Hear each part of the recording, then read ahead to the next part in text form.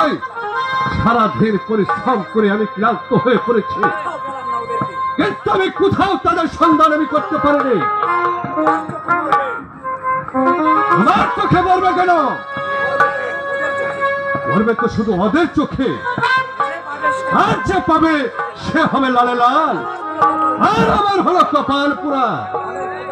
অনেক খোঁজা করার পরও আমি কিছুতেই তাদের সন্ধান আমি করতে পারিনি। ওগো স্বামী, কে বলো? স্বর্ণ মুদ্রার আশায় তুমি এই বালক দুটোকে এত কষ্ট দেবে না স্বামী। তুমি কি করে বুঝবে?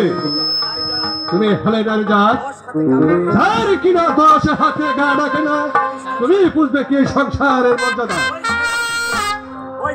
ওই ছেলের দুটিকে যদি আমি এক ঘর করে দিতে পারি, একই নয়, দুই নয়, 10,000 আমার হাতের মুঠু বাজবে।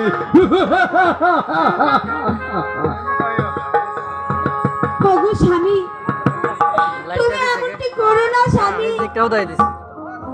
এই যে পাপ। পাপ? কি তুই বলছি? আমি যদি 10,000 স্বর্ণ মুদ্রা পেয়ে যাই, তাহলে তোমাকে যে আমি মাতা হতে পাওয়া পর্যন্ত স্বর্ণ অলঙ্কার দিয়ে আমি তোমাকে ভরিয়ে দেব। আমি চাই না স্বর্ণ অলঙ্কার। স্বামী, স্বামী গো, আপনি যদি পায়ে ধরে বলছি, এই কাজ আপনি করবেন না স্বামী। এই যে মহাপাপ।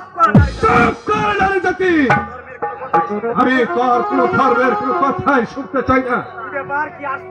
কি আশ্চর্য! মুসলিমের হলো 2 পুত্র, আর মাথা কাটবে বাদশা জিহাদ। তার তোর চোখে জল কেন? বলছি কেন জল? আরে একবার যদি কথায় না গলাতে আসে, তাহলে তোকে চুলের মুঠো ধরে আমি এই প্রাসাদ থেকে বার করে দেব। ওগো স্বামী, হ্যাঁ হ্যাঁ, এই পাপ কাজ আপনি করবেন না। আমার কাছে কোনো পাপ কাজ কিছুই নেই।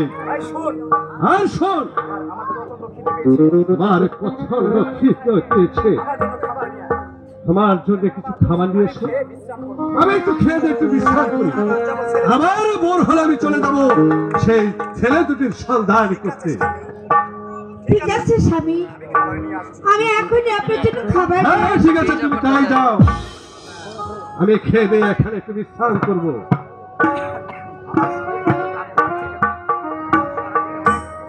আমি অনেক দিন খাটাখাটির করে আমার শরীরটা বেশ ক্লান্ত হয়ে পড়েছে, এখানে আমি একটু বিশ্রাম করে নিই।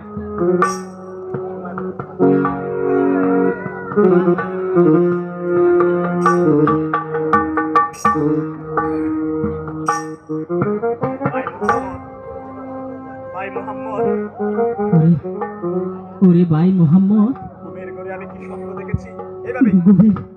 ঘুমের ঘরে আমি একই স্বপ্ন দেখলাম।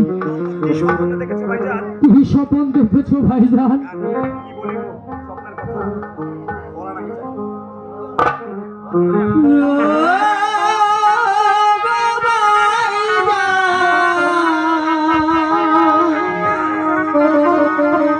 কি বলি বয়া